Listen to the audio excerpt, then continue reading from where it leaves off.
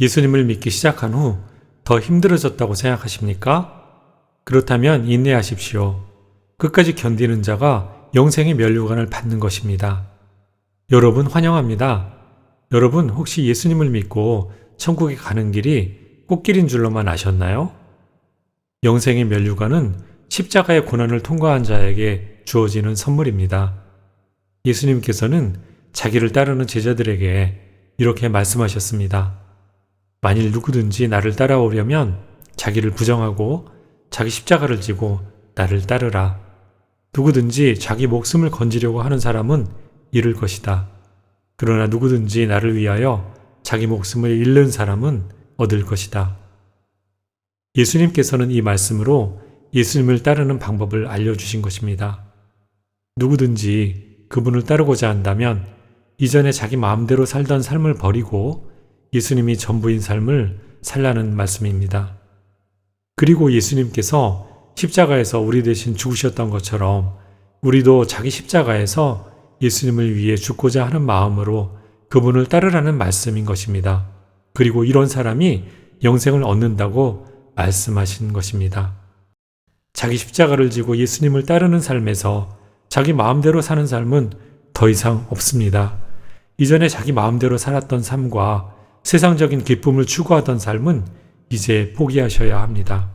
예수님을 통해서 뭔가 세상적인 이득을 얻겠다는 생각도 버리셔야 합니다. 오늘의 이 말씀도 예수님의 제자 베드로가 예수님을 따름으로써 세상의 이득이나 권세를 얻을 것으로 잘못 알고 있었기 때문에 하신 말씀이었던 것처럼 우리도 세상에서 부와 권세만을 얻으려고 예수님을 믿는다면 그것은 잘못 생각하신 것입니다. 물론 예수님을 믿으면 복도 받습니다. 그러나 우리의 영원히 복받는 것이 우선이며 여러분은 수많은 시련과 고난도 함께 경험하시게 되실 것입니다.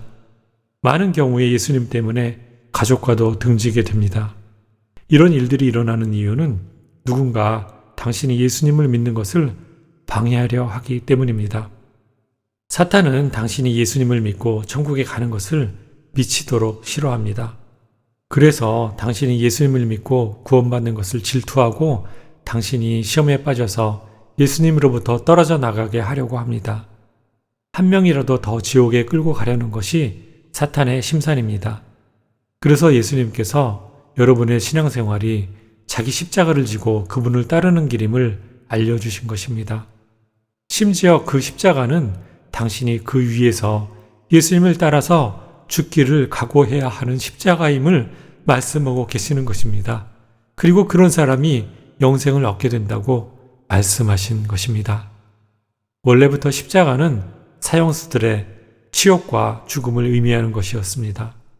그만큼 예수님을 따르는 길이 때로는 고난의 길임을 알고 단단히 각오를 하고 따르라는 말씀인 것입니다. 이제 제발 놀고 쉬기만 하는 신앙생활을 하면서도 나도 예수님의 제자라고 자부하는 신앙에서 벗어나십시오. 그렇게 거저 얻는 영생은 없습니다. 자기 십자가를 지지 않으면서 얻고자 하는 영생은 예수님의 십자가 죽음에 대한 모독입니다. 아마도 당신은 지금까지 예수님을 잘못된 방법으로 믿고 계셨을 것입니다. 예수님께서는 이어지는 말씀에서 누구든지 자기 목숨을 건지려고 하는 사람은 잃을 것이다 라고 경고하셨습니다. 이게 바로 자기 십자가에서 예수님을 위해서 죽고자 하지 않는 사람은 영생을 얻지 못한다는 의미인 것입니다.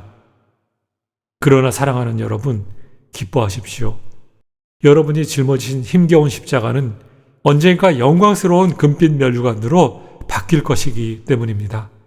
올림픽에 출전하는 선수에게 강도 높은 훈련의 고통 없이 승리가 없듯이 여러분이 짊어진 십자가의 무게만큼 여러분이 받게 되실 천국의 면류관도 화려하고 영광스러울 것이기 때문입니다. 그 말씀이 바로 오늘 말씀 27절에 그가 각 사람의 행위대로 갚아줄 것이다 라는 예수님 말씀의 의미인 것입니다. 사랑하는 여러분, 비록 누군가에겐 힘겨운 십자가의 길이겠지만 천국에서의 영광스러운 면류관을 꿈꾸시면서 날마다 한 걸음씩 천국을 향해 더욱더 힘있게 나아가시길 예수님의 이름으로 축복합니다. 반드시 천국의 영광스러운 금면류관을 소망하십시오.